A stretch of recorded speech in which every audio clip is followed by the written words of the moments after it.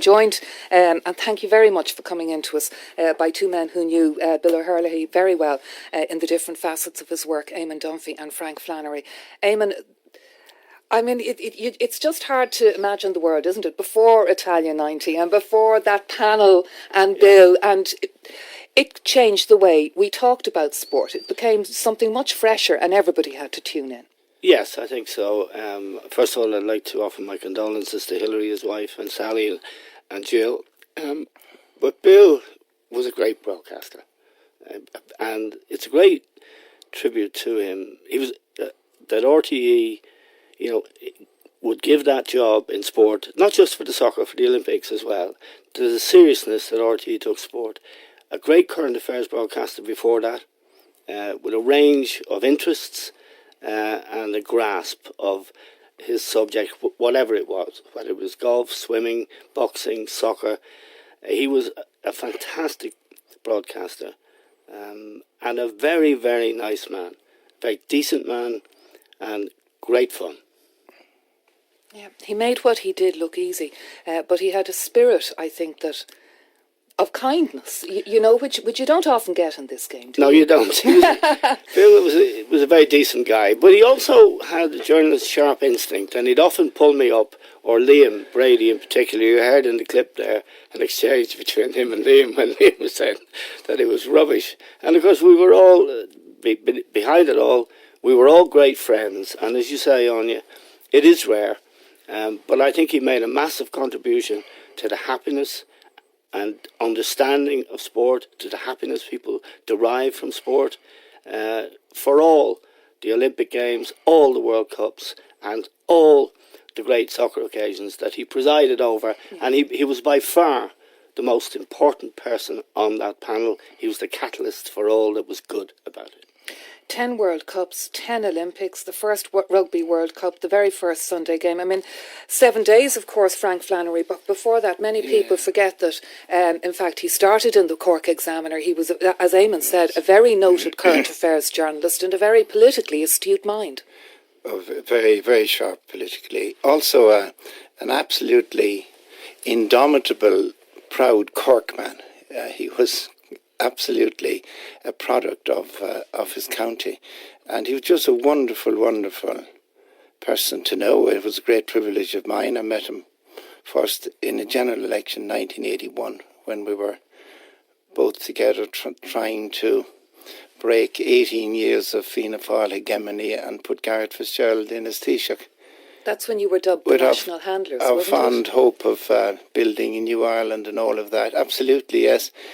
Bill, I don't want to confuse yesterday with today, but he was one of the true loves of my life. I really love that man.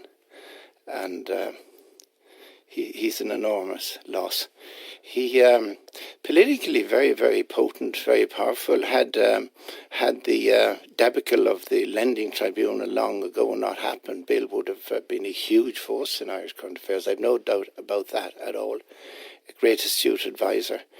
And then that same talent, indeed a lot of the talent he showed with Eamon and his colleagues in sport came from that analytical mind that he had. And in a way he almost treated sport as current affairs. He was looking at what's behind it, what are the true meanings, drawing out the experts, forcing them to analyse what they were seeing. That's what made it so fabulously interesting.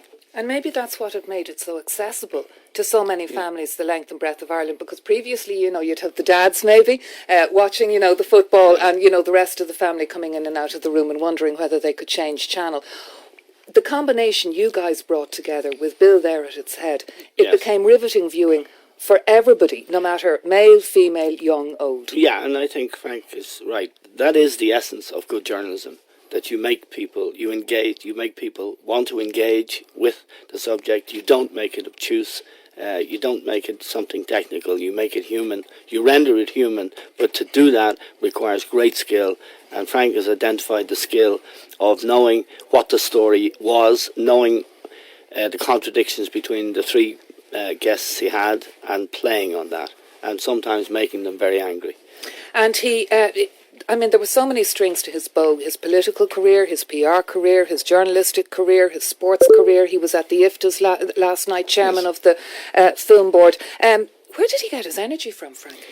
Well, it was an internal thing. Bill had a vastly youthful and inquiring mind, and he had married to a hugely optimistic and positive outlook. And Bill was just wonderful to be around. There were never. Did you ever see him There were down? never dark days. I never saw him defeated. We shared disappointments along the way, and plenty of them. But Bill would always be the first person to be charting the next way forward. And even up until the moment of his death, he was embarking now on a whole new phase of his life.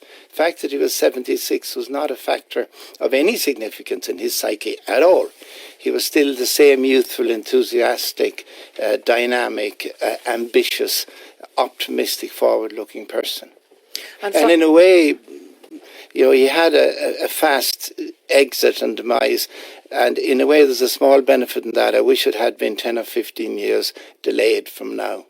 Yes, absolutely. And that was what I wanted to ask you, Eamon. I know you had stayed in touch. You joined up again recently at the Aviva, didn't you all? We did, yes. And we did a show to commemorate Italian 90. It was linked to Roddy Doyle's book, The Commitments.